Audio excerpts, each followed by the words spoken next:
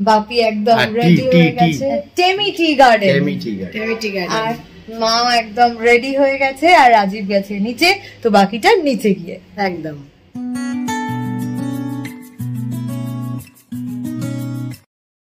Good morning everyone, welcome to a new vlog, a new day, welcome to Rajnia. আজকে সকাল সকাল আমরা বেরিয়ে পড়ছি ফর চার ধামের উদ্দেশ্যে, রা বাংলার উদ্দেশ্যে। রাজীবও এসে গেছে, নিচেই ছিল। Good morning. আমরা এই হোটেলে ছিলাম, দাস হোটেল, একদম বিহার মোড়ের সামনে, একদম বিহার মোড়ের সামনে। আর এই আমাদের গাড়িও রেডি হয়ে গেছে, আমরা জাস্ট উঠবো আর এবার রওনা। বাগডোগরা থেকে শিলিগুড়ি হয়ে আমরা এগিয়ে চলেছি সিকিমের পথে। যদিও সবেই গাড়ি ছেড়েছে, মা ভীষণ এক্সাইটেড, তার কারণ এটা মায়ের প্রথমবার পাহাড় দেখা, আর সঙ্গে আমরাও এক্সাইটেড।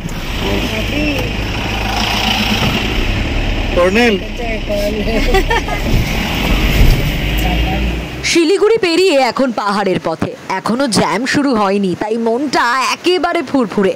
গাড়ির কাছের বাইরে তাকালেই চোখে পড়ছে একের পর এক সবুজে মোড়া গাছপালা, দূরে কখনো হালকা কুয়াশা, আর মাঝে মাঝে রোদের ঝিলিক, যেন পাহাড় ডাকছে ধীরে ধীরে কাছে। জানলা দিয়ে ঠান্ডা হাওয়া এসে চুল উড়িয়ে দেয়, মনে হয় শহরের কোলাহল অনেক পিছনে ফেলে রেখে আমরা এখন এক নতুন জগতে ঢুকে পড়ছি। ব্রেকফাস্টে এসেছি, আর আমাদের ব্রেকফাস্ট এখন জমিয়ে ব্রেকফাস্ট হচ্ছে, তারপরে ব্রেকফাস্ট থেকে বেরিয়ে এবার আমরা সাইড সিনের জন্য বেরোবো। কি কি পাহাড়ে এলেই মোমো খেতে হবে, তাই আমরা মোমো খাচ্ছি, আলু পরাঠা খাচ্ছি, সানি সাইড আপ খাচ্ছি, আরো অনেক কিছু, স্যান্ডউইচ। শিলিগুড়ি পেরিয়ে এখন পাহাড় ডেকে চলেছে আমাদের। সকাল সকাল রওনা দিয়েছিলাম, ভাবছিলাম হয়তো রাস্তা ফাঁকা থাকবে, কিন্তু রাস্তায় সামান্য জ্যাম রয়েছে। তবুও শহরের কোলাহল একপাশে রেখে আমরা ঢুকে পড়ছি এক অন্যরকম শান্তির জগতে। কিছুক্ষণ পরেই তিস্তার দেখা পেলাম। একটা ঘুর পথে হঠাৎই সামনে এসে পড়ে সেই সবুজ নীল জলরাশি। পাহাড়ের কোলে কোলে বয়ে চলেছে তিস্তা, একবার ডানে একবার বাঁয়ে, আর আমাদের গাড়ি তার সঙ্গেই দুলে দুলে চলছে। তিস্তার ধারে দাঁড়িয়ে থাকলে সময় যেন থেমে যায়। তো আমরা এখন তিস্তা ব্রিজের উপরে আছি।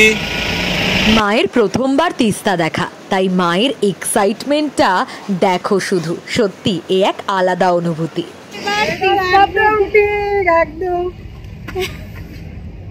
চলো, আমরা তিস্তা ব্রিজে নেমেছি, মায়ের প্রথম পাহাড় দেখা, আর মা বিশাল এক্সাইটেড, খুশি, খুব খুশি আমি। তো এখনো অনেক বাকি, তাতেই মা প্রচন্ড খুশি। আসলে পাহাড় দেখলে এরকমই হয়, প্রথম পাহাড় দেখার তো একটা আলাদাই ব্যাপার আছে। একদম তাই, খুব ভালো লাগছে, বিশেষ করে মেয়ে আর জামাইয়ের সাথে এসে একদম। তো আমরা এখন তিস্তা ব্রিজের সামনে যাচ্ছি, একটু সেলফি, একটু ফটো তোলা, আর তারপরে বাকিটা বলছি তোমাদের। মা প্রচন্ড এক্সাইটেড, পুরো আনন্দে, জাস্ট প্রচন্ড প্রচন্ড খুশি হয়েছে। আর সত্যিই তো, মানে এটাই তো আমাদের কাছে সব থেকে আনন্দের, যে খুশি হওয়াটা। বাপি শুধু ফটো তুলতেই চায়, ব্যাস সারাক্ষণ, আর এটাই তো থাকে, বলো, ফটোটাই তো থাকে। আর মা ভীষণ খুশি হয়েছে। হ্যাঁ, আর বাপি বলছে আমার বড়মশাই দাঁড়িয়ে আছে।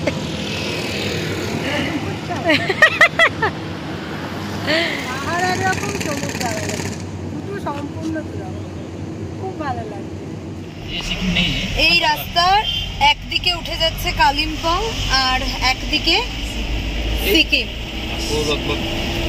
এই পার্টটা আমরা বাংলা, আর এই পার্টটা হচ্ছে সিকিম, ওই পার্টটা হচ্ছে সিকিম। আমরা এদিক থেকে টার্ন নিয়ে ওই ব্রিজটার ওপর দিয়ে, যে ফ্লাইওভারটা ছিল, ফ্লাইওভারটা দেখাবো, ফ্লাইওভারের ওপর দিয়ে আমরা সিকিমে এন্টার করবো আর কি। এই সেই ব্রিজ, যে ব্রিজটা হচ্ছে অর্ধেক বাংলার মধ্যে আর অর্ধেক সিকিমের মধ্যে, আর এই ব্রিজটাই বাংলা আর সিকিমকে নাকি কানেক্ট করে। আর কিছুক্ষণের মধ্যেই আমরা সিকিমে প্রবেশ করব।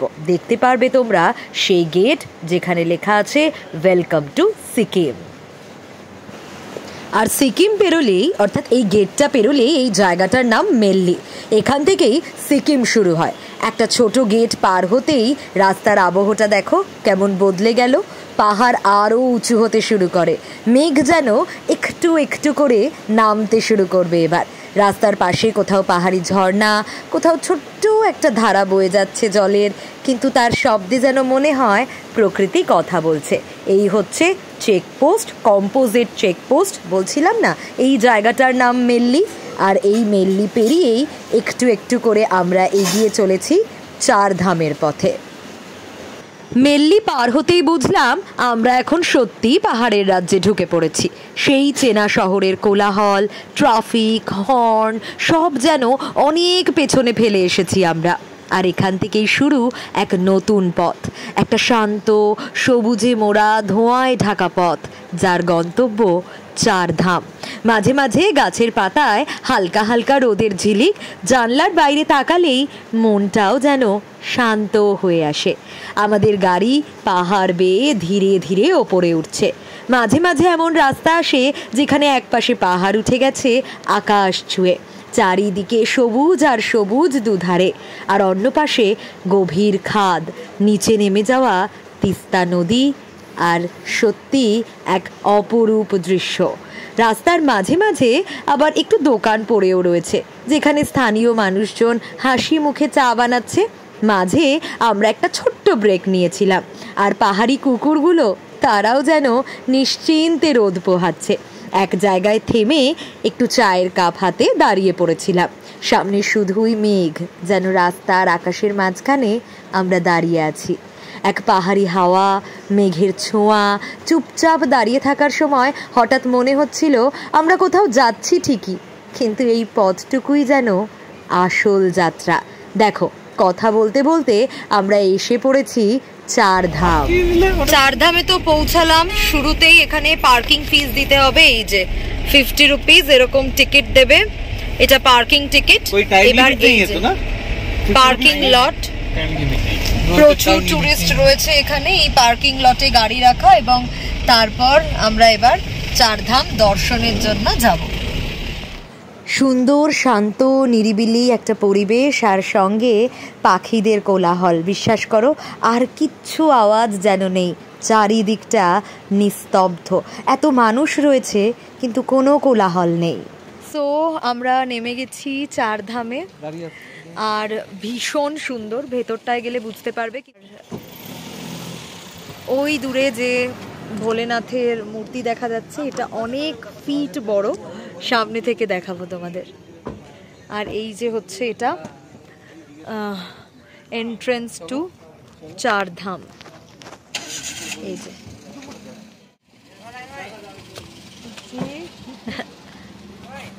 চারধামের জন্য সবাই উঠছি আমরা। আচ্ছা, এটা হচ্ছে টিকিট কাউন্টার। এন্ট্রিতে তোমাকে টিকিট কাটতে হবে। এখানে দেখানো যাচ্ছে যে এন্ট্রি ফিজ রয়েছে নর্মাল 50 টাকা ticket per person, senior citizen হলে 25 টাকা, আর চিলড্রেন যারা 10 বছরের কম তাদের জন্য ফ্রি, আর ওই locals with individual ID proof যাদের রয়েছে লোকালস তাদের জন্যও ফ্রি। আর এখানে কিছু খাওয়ার জায়গাও রয়েছে, তার সঙ্গে রয়েছে ওদিকে মহাপ্রসাদের জন্য যদি দরকার হয় তাহলে ওখান থেকে মহাপ্রসাদ নেওয়া যাবে, কথা বলে নিতে হবে।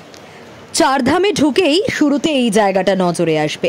এটা হচ্ছে একেবারে সাজানো চারধামটাই, আর তারপর সঙ্গে মিউজিয়ামের মতো যেখানে রয়েছে বিভিন্ন দেশ বিদেশের কারেন্সি। দেখো, একেবারে এই মিউজিয়াম পেরিয়েই তোমরা ঢুকবে আসল জায়গায়, যেখানে স্বচক্ষে দেখতে পাবে ভোলেনাথের সঙ্গেই চারধাম। এই যে চারধাম, এই চারধামের মধ্যে কি কি রয়েছে? এই চারধামের মধ্যে রয়েছে পুরীর জগন্নাথ মন্দির, মাঝে তো ভোলেনাথ, ইতিমধ্যেই দেখিয়েছি ছবিটা, ভোলেনাথ। আর যে চারধাম, একদিকে দ্বারকার মন্দির, অন্যদিকে বদ্রীনাথ মন্দির, আর রামেশ্বরমের রামেশ্বরম মন্দির। এই চারটে মন্দির নিয়েই, চারটে ধাম নিয়েই এই চারধাম। আচ্ছা, এদিকে শু র্যাক রয়েছে জুতো রাখার জন্য, এদিকে কিছু কেনাকাটি করতে পারবে। আর ওই দেখো, ওই দেখা যায় 108 ফিট উচ্চতার ভোলেনাথ চূড়ায় বসে আছেন ধ্যানমগ্ন হয়ে।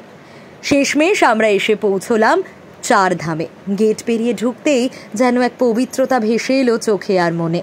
তপ্ত রোদ, মেঘে ঢাকা পাহাড়, ঠান্ডা হাওয়া, আর তার মাঝখানে বিশাল এক শিব মূর্তি, যেন নিজেই পাহাড়ের আশীর্বাদ হয়ে দাঁড়িয়ে আছেন।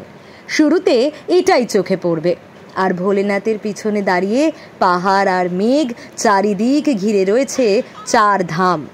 এই পুরো জায়গাটা শুধু দর্শনীয় নয়, একেবারে অনুভব করার মতো। ছবি দেখাই তোমাদের, আর এই 4 ধামের ছবি দেখতে দেখতে একে একে এই 4 ধাম সম্বন্ধে কিছু বলে রাখি। প্রথমেই চোখে পড়ে বদ্রীনাথ। হিমালয়ের গায়ে গায়ে সাজানো এই মন্দির লাল হলুদ রঙে রাঙানো, আর ভিতরে ঢুকলেই এক অদ্ভুত নিস্তব্ধতা, যেন পাহাড়ের পবিত্রতাও সেখানে বাসা বাঁধে। তারপর দ্বারকা ধাম, গুজরাটের সেই প্রাচীন শহরের রেপ্লিকা, যেখানে মুরলীধর কৃষ্ণের উপস্থিতি যেন প্রতিটা ইটে ইটে গাঁথা। তারপর জগন্নাথ ধাম, বিশাল রথের আকৃতি মাথায় রেখেই নির্মাণ করা হয়েছে, আরও বেশি রঙিন, আরও বেশি উৎসবের ছোঁয়ায় যেন ভরা। আর তারপর রামেশ্বরম ধাম, সমুদ্রের ধারে শিবের সেই বিখ্যাত মন্দিরের পাহাড়ি সংস্করণ, যার গায়ে লেগে আছে দক্ষিণ ভারতের আদি গাম্ভীর্য। 4টি ধামের সামনে পায়ে হেঁটে ঘোরা, এক জায়গা থেকে আর এক জায়গায় যাওয়া, সব মিলিয়ে মনে হয় ভারতের 4 কোণের পবিত্রতা যেন এক জায়গায় এনে দিয়েছে এই 4 ধাম। পাহাড়ের কোলে যেন গেঁথে দেওয়া হয়েছে, আর মাঝখানে ধ্যানমগ্ন ভোলেনাথ। তার পায়ে পায়ে ঘুরতে ঘুরতে একসময় মনে হয় আপনি আসলে মূর্তি দেখছেন না, উনি যেন চুপ করে বসে আছেন, সকলকে আশীর্বাদ দিচ্ছেন। সত্যিই তো, ভোলেনাথ সবটা জানেন, সবটা দেখেন। আশেপাশে ছোট ছোট মন্দির, বেলের শব্দ, ধূপের গন্ধ, কিছু ভক্ত মাথা নিচু করে প্রণাম করছে, কেউ কেউ আবার মোবাইলে ছবি তুলছে। কিন্তু সকলের মনে একটাই অনুভূতি, এটা শুধু একটা ট্যুরিস্ট স্পট নয়, এটা যেন মন খোলা এক জায়গা। 4 ধাম দেখে মনে হলো ভারতের যত আস্থা, বিশ্বাস, সংস্কার সব যেন একসঙ্গে এসে এখানে মিশেছে, আর পাহাড় তাকে আগলে রেখেছে এক গভীর শ্রদ্ধা আর নির্জনতায়।